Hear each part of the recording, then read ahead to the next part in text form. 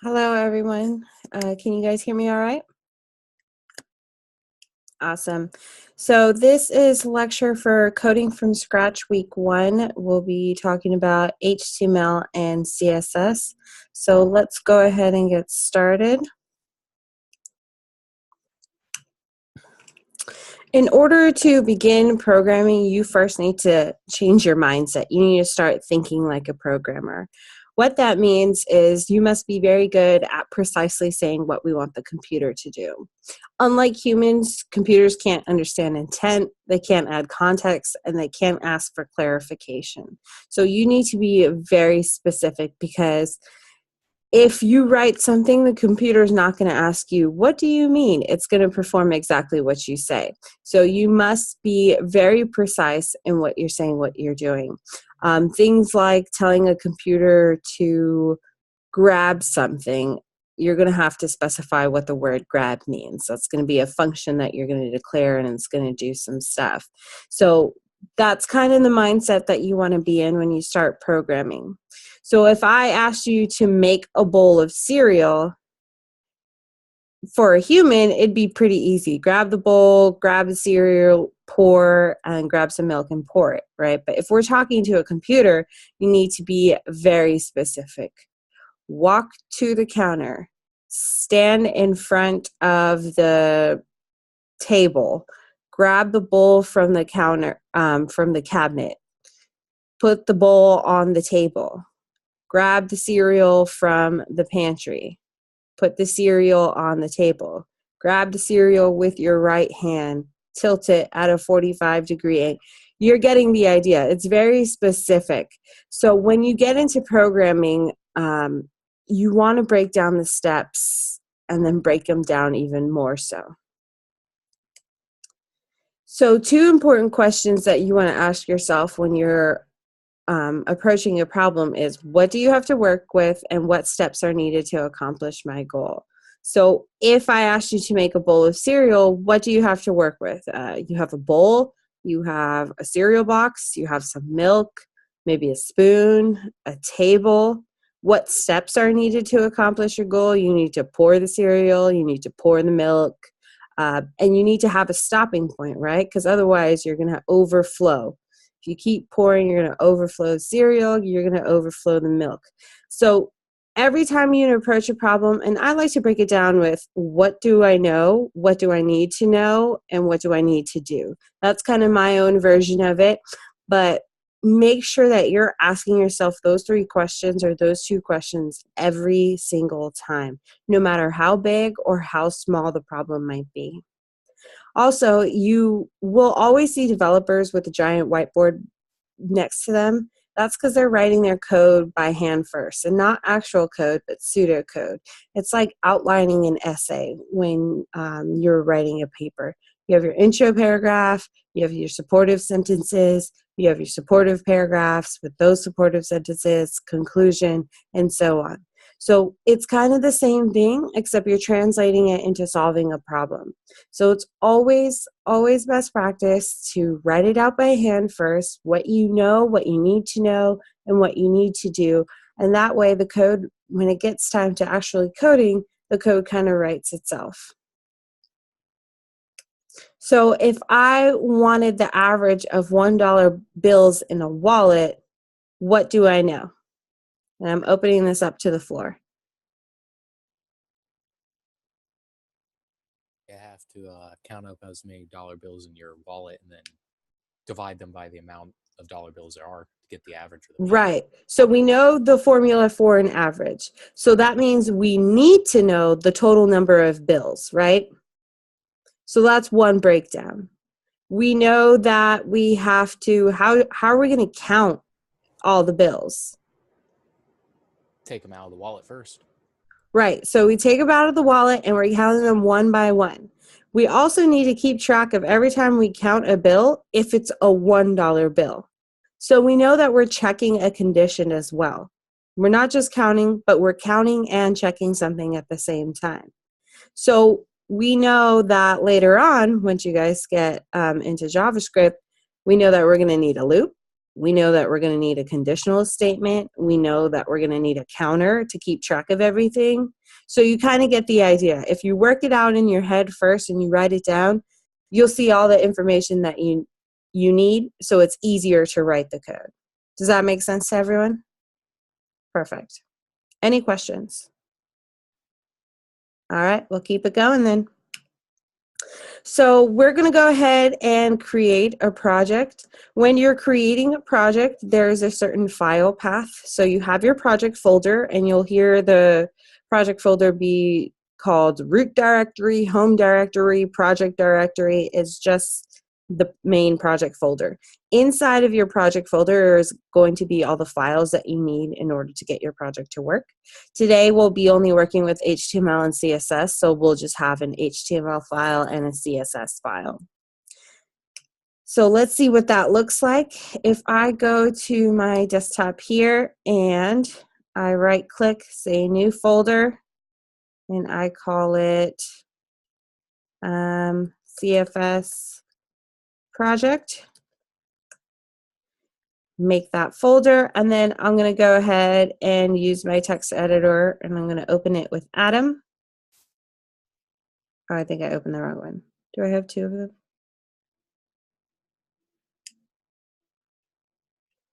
I can't see. Okay, that's perfect.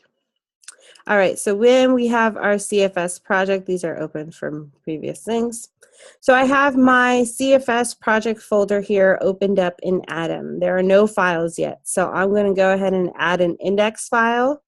I'm going to click right click, hit new file, and since it's going to be an HTML file, it's going to be .html.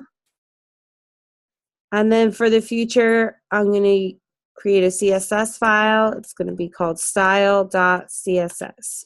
So there I have my files inside of my project folder. Okay. So let's go ahead and jump into HTML.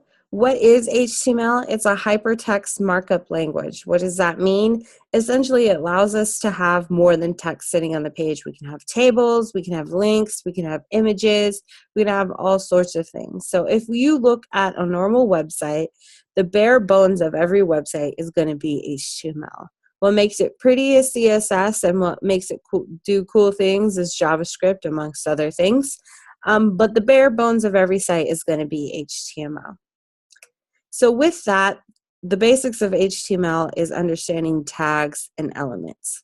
So tags are a specialized series of characters that a browser interprets as either the start or end of an HTML element. So if we look at this example down here, the red are the tags. So we have this open and close, and then we have an open / close. This one over here is considered the opening tag. So this is saying this is the start of the P element. And this with the / is considered an end tag, so or a closing tag. And this is saying this is the end of the P element. So almost all HTML elements will have an opening and closing tag. There are a few elements that don't require a closing tag, and they are the exceptions to the rule. But for the most part, they're all going to have an opening and closing tag. Elements are HTML components that contain the start and end tag. You can think of them as a whole object. So this entire thing is considered a paragraph element. P stands for paragraph. So we have our opening, we have our closing, and then we have the entire element, including the sentence that is inside of there. Okay? With HTML, there is a basic document structure that is on every HTML page. It is comprised of doc type, the HTML element, the head element, and the body element. The doc type specifies which version of HTML is being used. You might hear that there are different versions of HTML. Doc type is going to tell the browser which one we are using. HTML elements denotes the start of the HTML document. So right under doc type, you'll have HTML, you'll have your opening and closing tag. And inside of that, you have two other elements. You have your head element and you have your body element. The head element contains metadata, so that's data that's not displayed on the browser. It also contains links to other files, so when we link our CSS file to our HTML file, we'll be doing that inside of the head element. And it also contains the title. So the title of your page will also be inside of the head element. Now, remember, the head element's not displayed on the actual browser. So the title appears on the tab when you open your browser and you have the tab with the little title in there. That's where a title appears. After the head, you have your body, which is where you're going to be spending the majority of your time. This is where all the content is displayed on the browser. So if you want something to show up on the browser, you want to be inside of the body element. So let's see what that looks like. So I'm going to write it by hand. Actually, let's see.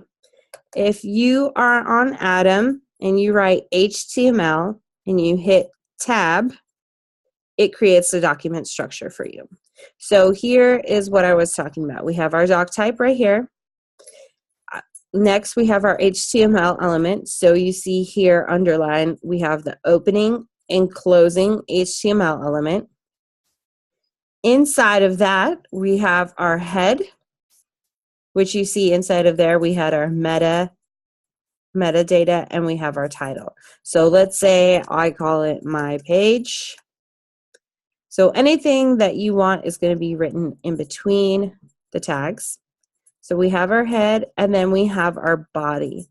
And that's where we'll be spending the majority of our time here.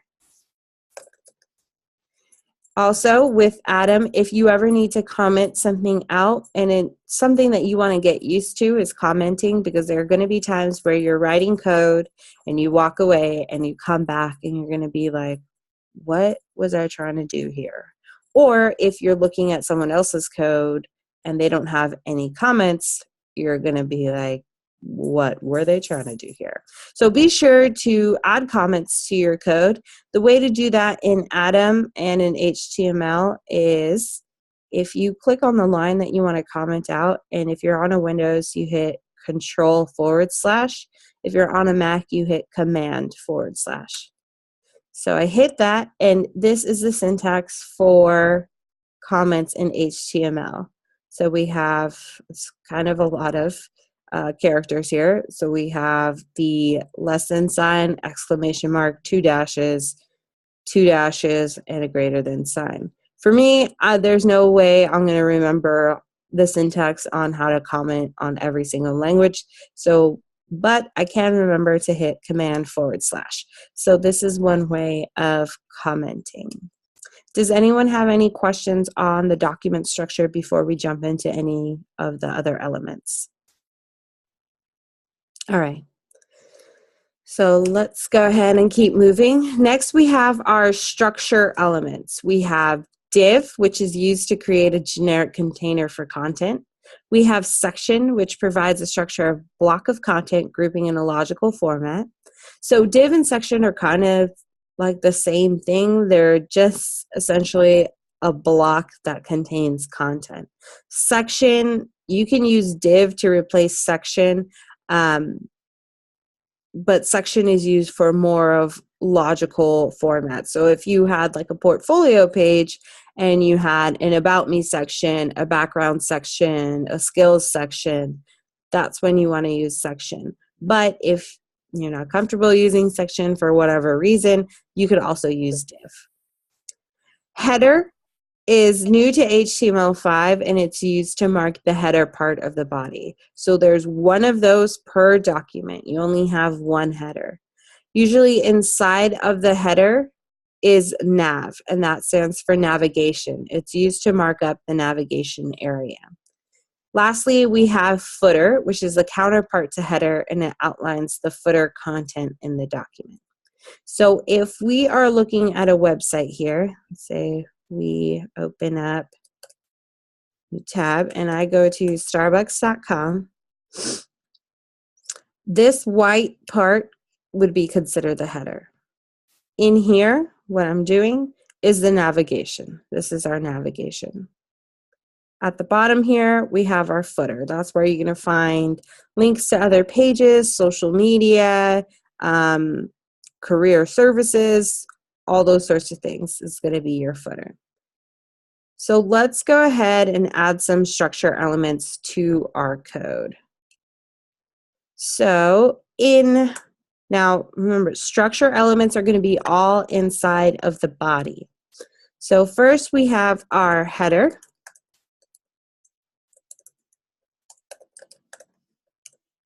Now I'm just going to go ahead and erase that comment.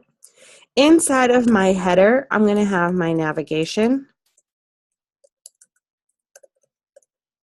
Okay. And let's put our counterpart, our footer here.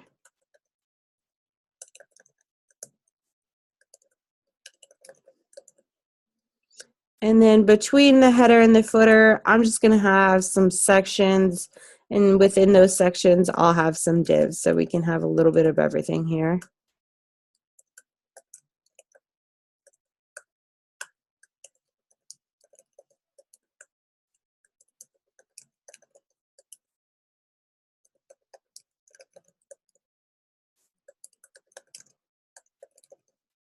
Okay. And let's go ahead and add a div to everything. All right, so we have a header, we have our navigation inside of our header, we have 3 sections, each with a div inside, and we have our footer. So now we have some structural elements to the page.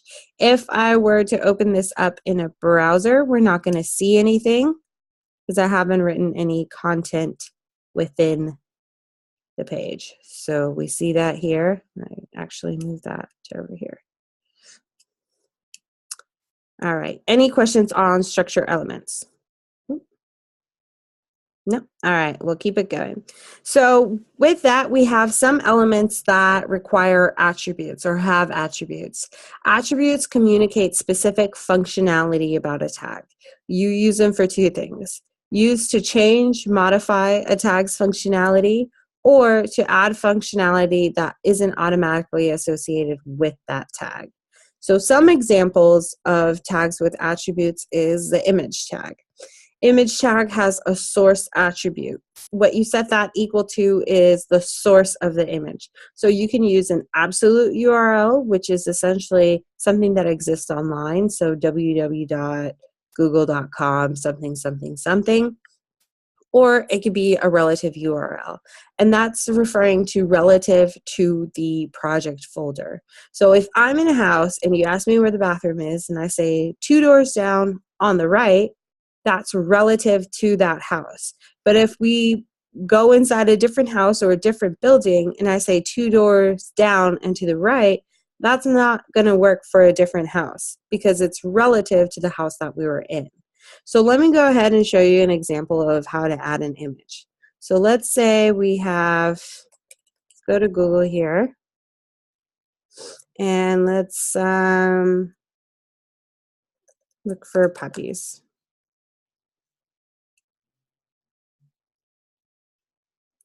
Okay, let's say we want this little dude here, and I'm going to right click and say copy image address. Okay, so now if I go back to my code and let's say in this first div I add an image tag, I have my source attribute, and oh wow, that's a really big link.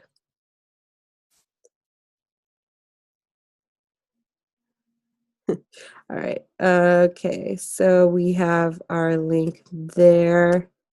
Make sure we save that. And if we refresh, we have our image. So that's using an absolute URL. Now let's say we download a photo. Let's say this guy, I'm going to save image as, and I'll put it in my desktop now, and I'll say fluffy pup, we'll call it that. So now that image is saved to my desktop, and I'm going to move it into my project folder. So everything you want to be in the project folder, and then we go over here, and we see that it's right here. We see we have fluffypup.jpg. So now I'm going to go ahead and add this image using a relative URL. And it's relative, so you're starting off in the project folder. So it's directly in this folder, so I can just put the file name, fluffypup.jpg. I save that. Now if we go back here, we have both animals there. So this is using a relative URL, and we have an absolute URL. I would recommend using relative URLs for your project because the internet's always changing. Someone might take their photo down, and now you're trying to source an image that doesn't exist. So I highly recommend just downloading it and putting it in your folder, so you have all the files that you need and you're not depending on someone else's host. All right, so we have the image source. Let's go over some other elements that have attributes. We have the A tag, also known as the anchor tag. That's used to link things. So we are linking to another page. We are linking to another website, whatever you might be linking to. You're going to have the attribute href, which is similar to source, so that's telling us where it's located. So you can use an absolute URL for that, or you can use a relative URL, just like image.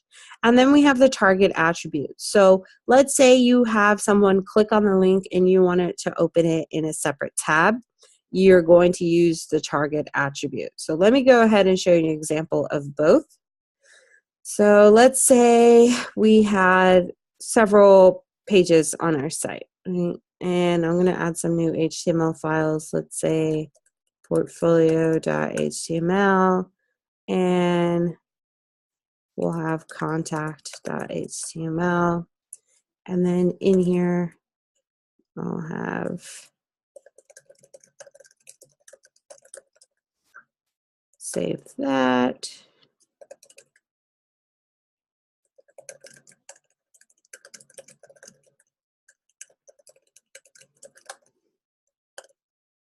All right, so now I have other pages created. So in my navigation, let's say I wanted to navigate between these 3 pages. I'm going to use an anchor tag. So actually, to save myself some writing,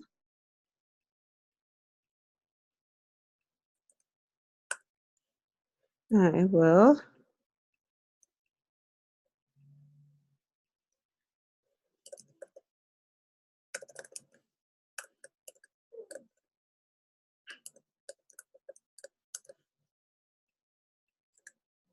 right, so here I want this to go to my index.html file. I want this to go to my portfolio.html file, and I want this to go to my contact.html file. If I save that, we're not going to see anything on the page because we haven't written anything between the tags. We're just telling it where to go, but we haven't told it what to click. So let's just call this home page. Let's call this portfolio page and contact page. Save that. Now if we go back here, we have that. So if I click portfolio page, I'm on the portfolio page. But we have a problem here. Since we're on the portfolio page, there's no way to go back except hitting the back button. So we need to add the same navigation to all of the pages. That way we can navigate to all of our pages. So I'm just going to go ahead and copy this and add it to all of them.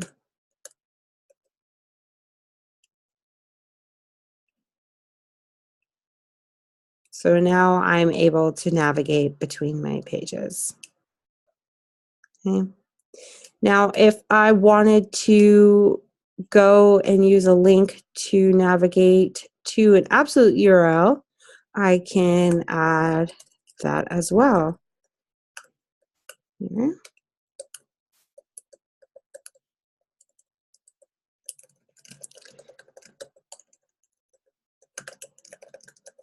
Okay, I'm going to have the text click to see all the puppies take me somewhere.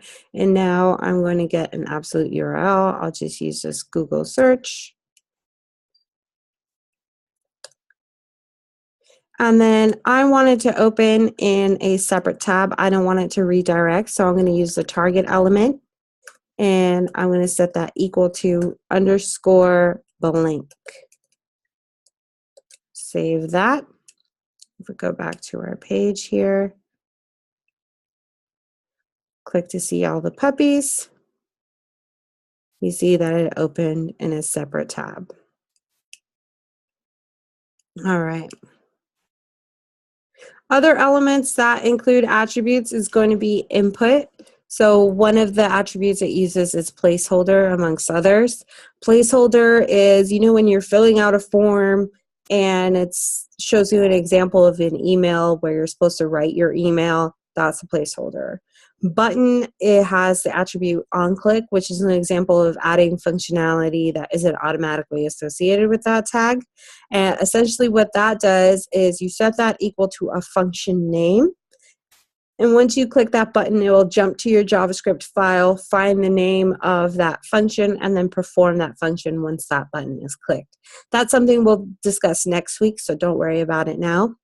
But are there any questions about elements with attributes? None at all? All right. So let's go ahead and jump into semantic elements. We have our heading tags, which is different from a header and different from a head tag. And that is numbered 1 through 6.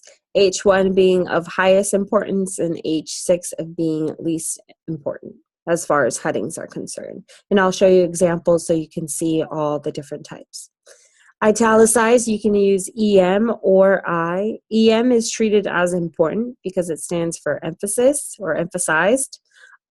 If you're looking at a visually impaired site, EM is going to look slightly different as I, but as far as we can tell, they look the same. Bold, you'll use the strong tag. And then you'll have ordered and unordered lists. So this is when you start nesting elements within each other.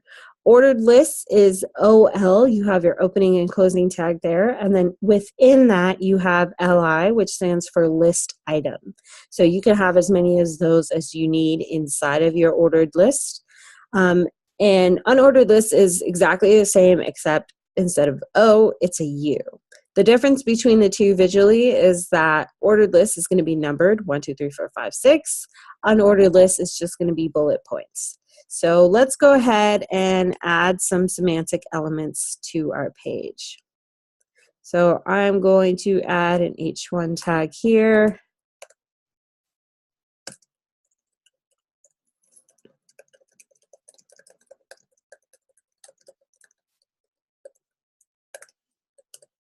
Okay. And then let's see, I'll add some other heading tags here so you can see the difference.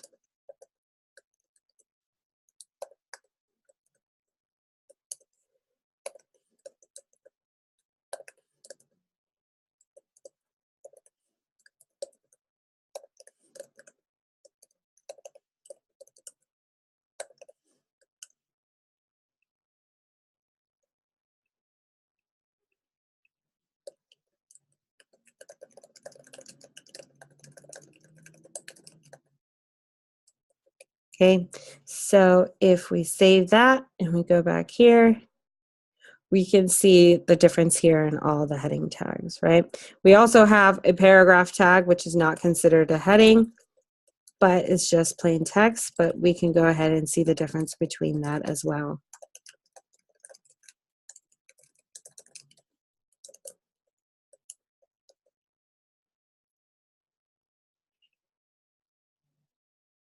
So there we can see the difference between all of the tags.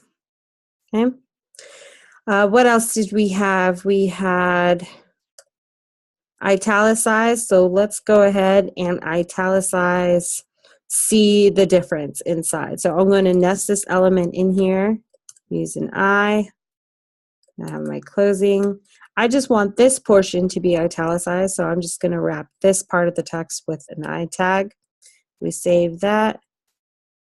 We can see the difference here. Okay. We also had strong, so let's say I wanted the to be bolded.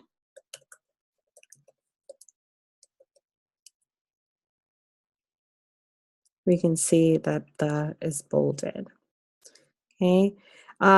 For ordered and unordered lists, let's say I made a list of dog names. Okay. I'm going to make an ordered list, so I'm going to have my opening and closing OL tags. Inside of there, I'll have my list items. So let's say we have one, Tarzan. We have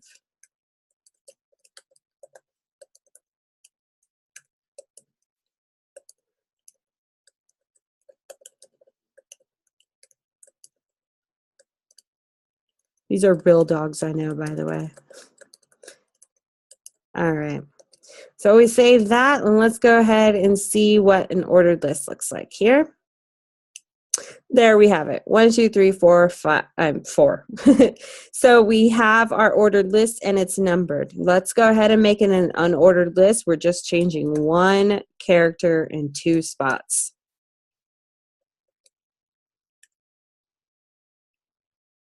There we go. Now let's say I wanted to have an ordered list, and within that ordered list, I wanted to have an unordered list. So let's say under Tarzan here, I wanted to write down what he likes to do or something. Right? So I'm going to have my list item here.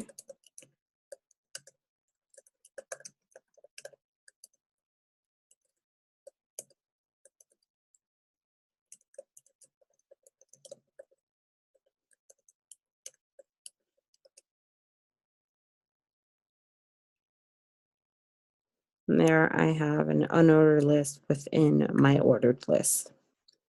Okay. Any questions on those elements? No? All righty, we'll keep it trucking then. So lastly, for HTML, before we jump into CSS, we're going to discuss table and forms. So tables are going to be similar to an Excel spreadsheet, right? You have your rows and you have your columns.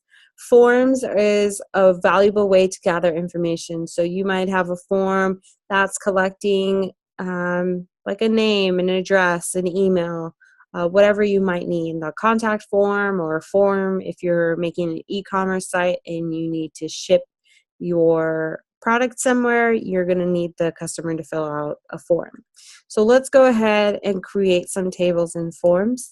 So I'm going to do this on a fresh page here. Let's do it on the portfolio page. I'm going to create a table. So I'm going to use a table tag. Okay. Within the table, I have T head. Also have T body. And sometimes you will see T foot. Sometimes you won't see any of these.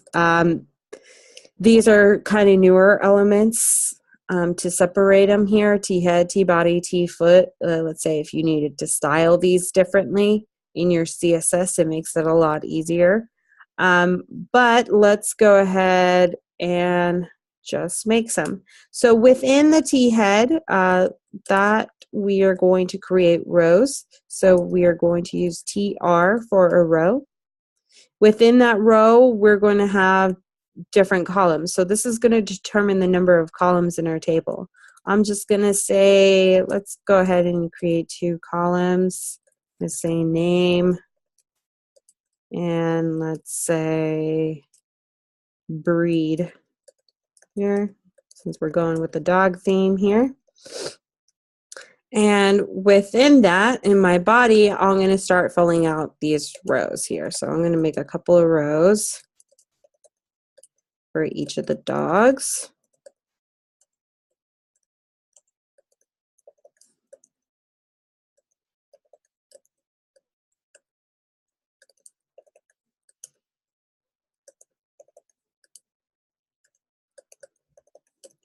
Okay. And then, so we had name. The first one was Tarzan. And then we say breed, Shirky. Okay, let's fill out another row. We have Apache. He is a Siberian Husky.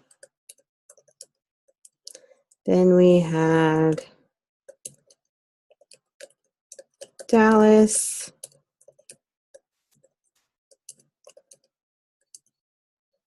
And he is a Doberman. And lastly, we have Mona. She is a Chihuahua.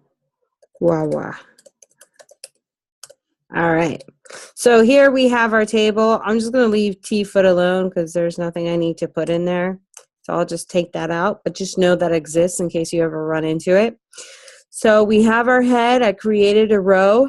It has name and breed. So that means we have 2 columns. In my body, I created 4 rows. So we have our TRs. We have 4 sets of opening and closing tags. And within those, I filled out our 2 columns with name and breed. So now if we go to our page and see what that looks like, we have our table. Okay. If you wanted to style it differently, this is when CSS becomes part of the equation. But the bare bones of it is, as we saw there with our table tags. Sometimes you'll see a table with just table tags and TR and TD tags. You'll see that a lot since T-body and T-head are fairly new. Any questions on tables? No? You guys are feeling really confident about everything. All right, we'll keep it going then. So now let's go ahead and create a form. So form, we're going to have form, our opening and closing form tags, and within that we have input tags. Okay, so let's make a simple form here. We have input tags here. And with the input tags, there are different attributes you can use. So we're going to put type. So what type of input do we need? I'm going to say text. And I'm going to put a placeholder here that says, please enter your name. Okay. I'm going to have another input here. I'm going to say type. We're going to say email. And we'll have a placeholder here with an example. Okay. Then we'll have, let's add another input here. We're going to have type password. And we'll have a placeholder there. Please enter your password. And yeah, let's leave it at that. So if we'll save that, we have 3 inputs here inside of our opening and closing form tag. We all have different types, text, email, password, and we have placeholders. So please enter your name, an example of an email, and please enter your password. So let's go ahead and refresh, go to our contact page. Here we have our form. So as soon as I click in and I type something, my placeholder gets changed, right? Because it's just a placeholder. This is an email, so it is validating that I wrote it in email form since it's type email. And then this is password. As you can see, I cannot see the characters since it is of type password. But that's all cool and all, but I wanted to add some labels to this so it doesn't look so plain, and I want them all to be on separate lines. So how we do that is we'll add a label tag.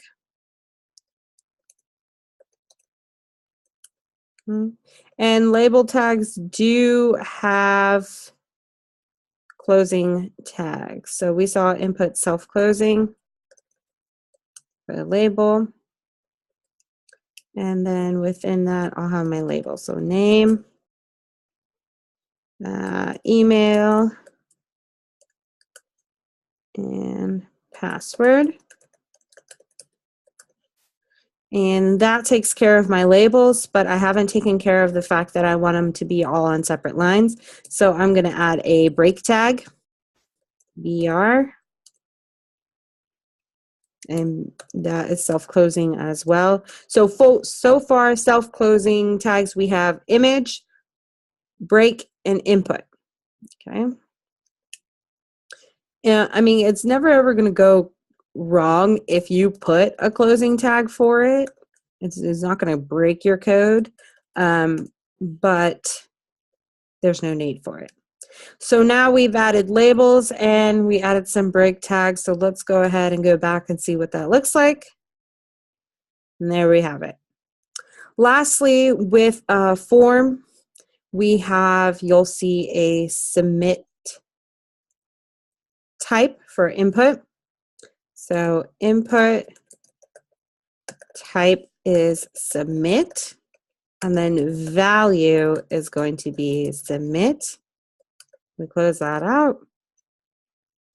We'll see that there. We have our submit button. Now, if we click submit right now, it's not going to do anything. The way that submit works is you need to have an action attribute in your form. So usually you'll see action equal to some action.php file. It can equal any PHP file, but the point is it's going to be a PHP file. What that does is when you click submit, it sends this information to this PHP file. And then the PHP code that you write in there is going to take care of what needs to be done with that information. I'm not going to go over PHP, but I do recommend if you want to learn more about it, please feel free to read about it in your spare time. So then we have our form. Are there any questions on forms before we jump into CFS? No? Okay. We'll keep it going. So CSS, what is CSS? A cascading style sheet. It was developed as a way to style HTML and create reusable styles, also called rules. You can add CSS directly into your HTML file using style tags, or you can use CSS externally. I'm going to teach you how to do it externally because that's best practice, and I don't want you to get into the habit of doing it into your HTML file and then having to transfer all of that to an external file. Let's just do it right from the get-go and have an external style sheet that we'll be working with. So how to link a CSS file. I'm going to go ahead and show you in code here. So earlier I created a style.css file here. It doesn't contain any information in there, but it exists. So I'm going to go ahead and link my style.css inside of my head tag. Remember at the very beginning of the lecture I said the head's going to have meta, title, and links. So this is where we're going to add our link. So I'm going to have my link tag, and now there are a couple attributes that we need to use. So we have rel, which stands for relation. How is this file related to this file? It's style sheet. Okay. Then we're going to use href, which is just like we did for anchor tag. We're going to give it the relative pathway here. It's directly in my folder, so I'm going to do style.css. Okay. So there we have our link. Now you'll see in some attributes has type, it says text.css. This is the default, so we don't have to do that now. But if you were using a different type of CSS like less or sass, that's when type comes into play. But for the purpose of this, it's default, so I'm just going to go ahead and leave that out. But know that that does exist, and that is needed if you're using a variation of CSS. So now the files are linked together. So let's go over CSS syntax. So with CSS, you have your selector, which can be the name of an HTML element. It could be the name of a class, or it could be the name of an ID. And I will show you what those means later. With that, you'll then have your curly brackets, and then you'll have your property, and then the value. So there's different properties that you can have. You can have one property in there. You can have 20 properties in there. Doesn't really matter. But anything that's within this curly bracket, these properties are going to apply to this selector. Okay? So if we look at an example here, let's look at some basic properties. We have color, which is going to change the font color. We have background color, font family, which is like font style, font weight, the weight of the font, so how thick it's going to be or how thin, and border style. So let's go ahead and add some here. So I'm going to select my body tag. So everything within my body is going to be affected. That's why it's called cascading. So everything within the body, so body's up here and the closing's down here. That means all of this, lines 9 through 55 are going to be affected by whatever I write in here. So I'm just going to write background color. And let's say I do blue. Okay. I save that. I go back here. We have blue. Everything has a background color blue. Now, if I go to the other pages, the background color did not change. That's because we didn't link our CSS file to these other pages. So if I wanted it to affect everything in all my pages, then I'm going to have to copy this link and put it in all of my HTML files.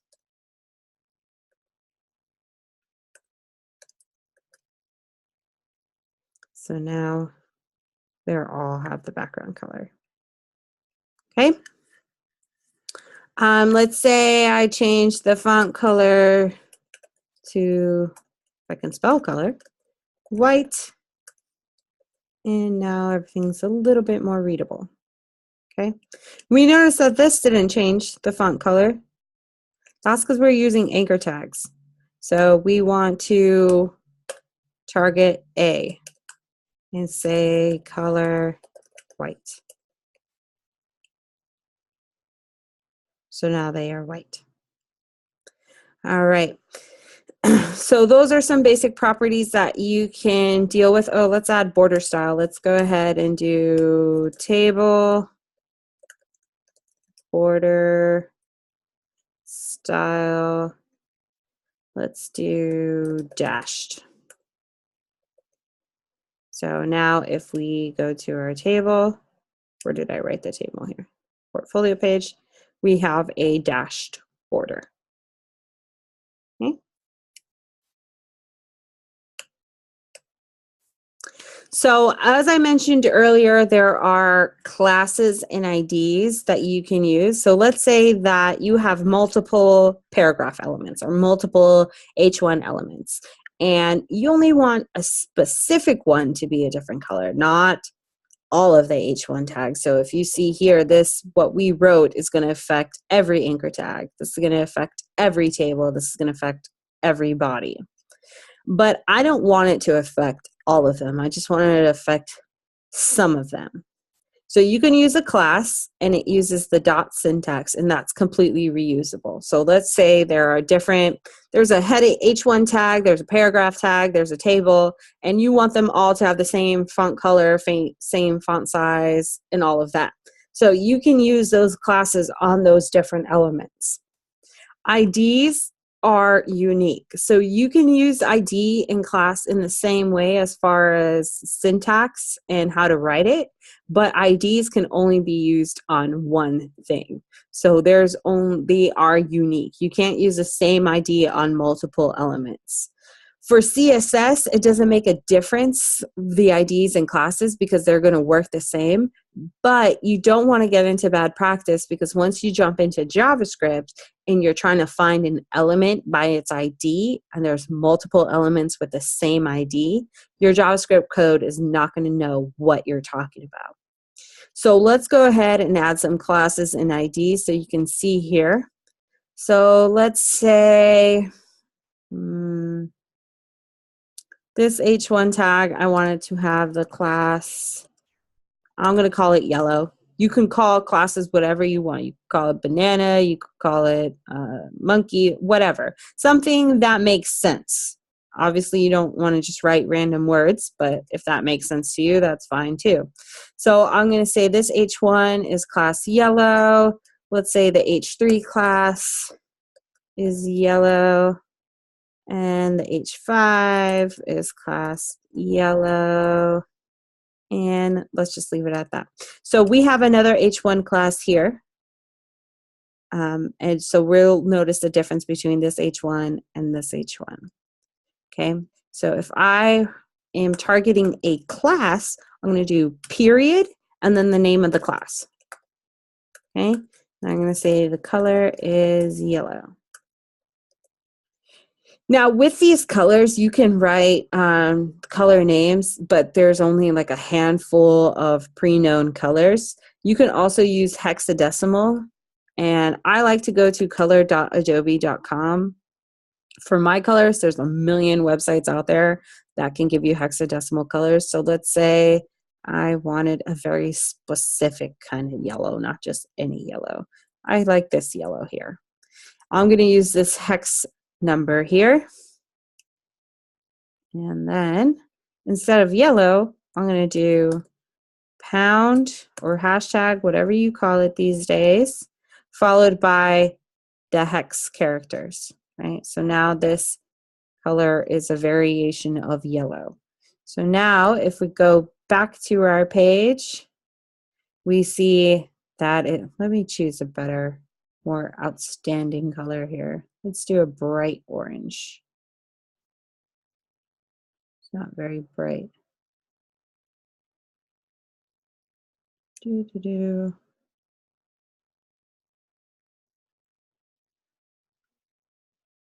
This is just going all awry here.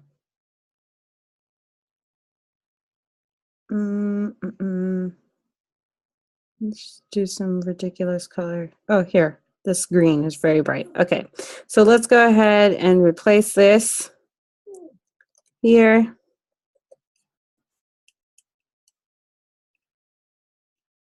Okay, let's change this background to black so it's more visible.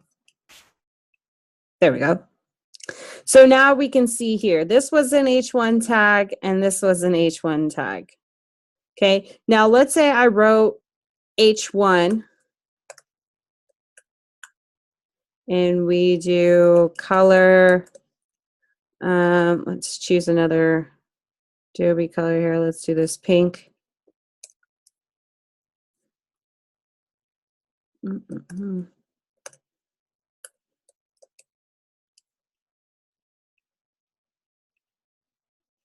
See, it changed this one, but it didn't change this one, and that's because I have a class. What if we moved this down?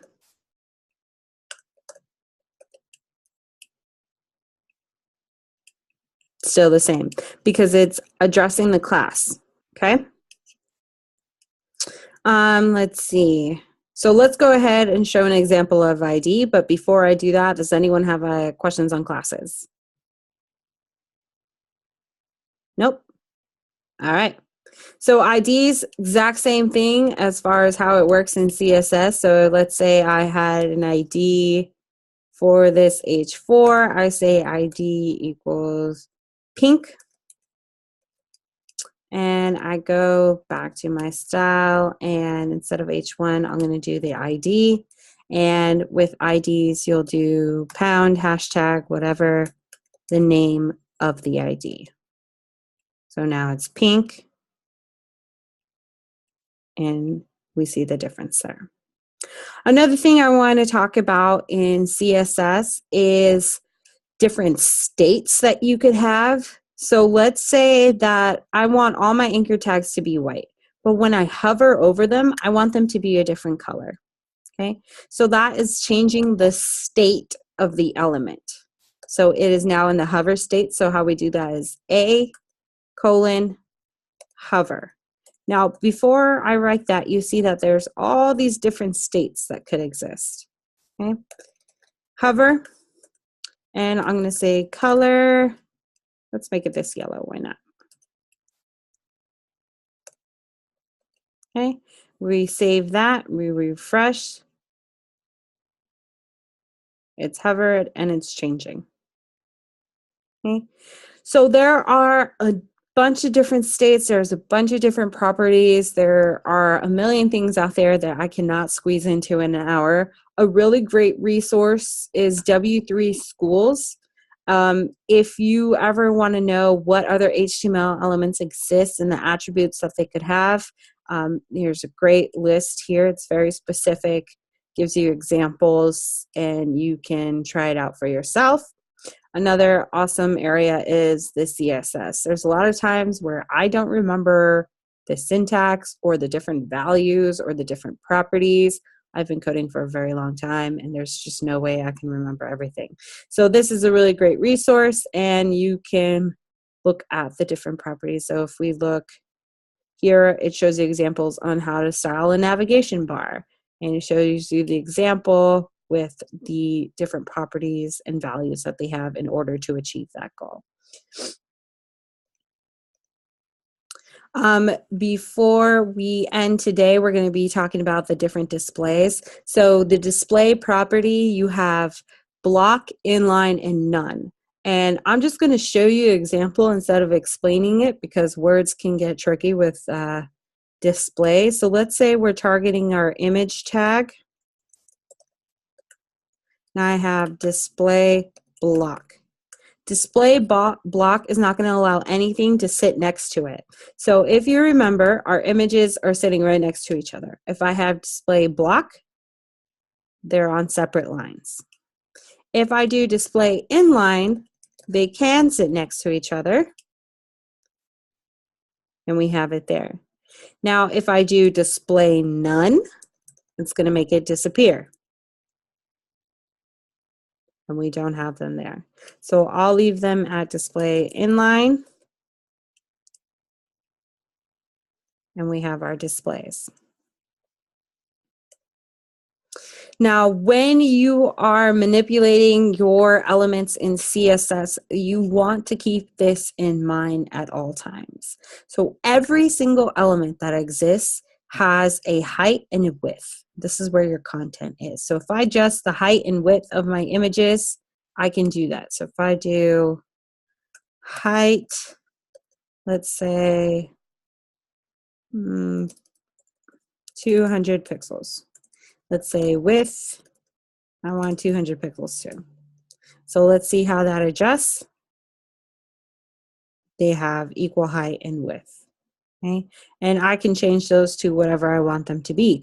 I can also change them to percentages. So let's say I want it to be 25% and 25% here.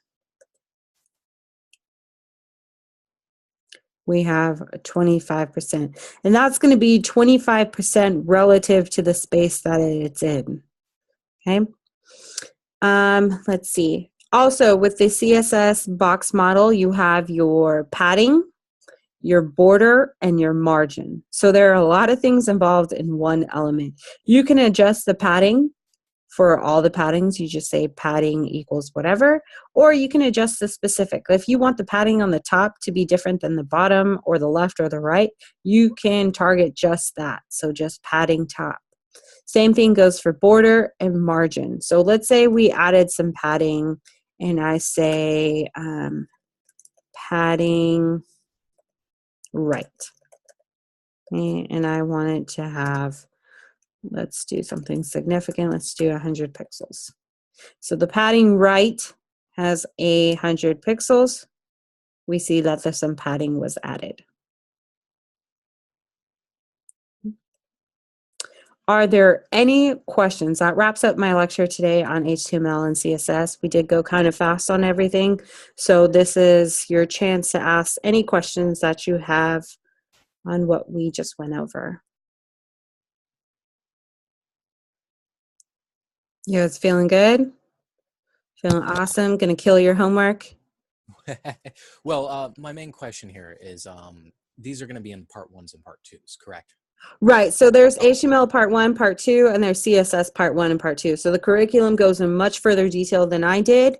But this is just so you can see some live examples and have the opportunity to ask questions. All right. The only reason I was checking was because I already did HTML part 1, and I was just making sure that I'd see some more in part 2. Oh yeah, definitely, Okay. definitely.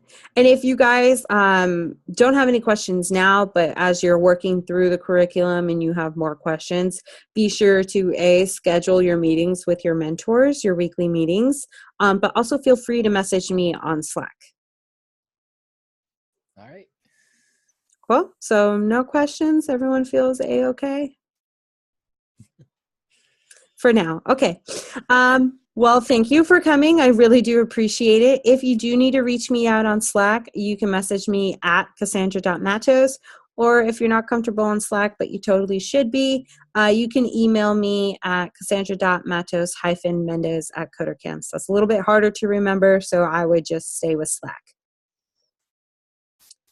All right. Well, thanks for coming and enjoy the rest of your day. You as well. Thanks. Bye.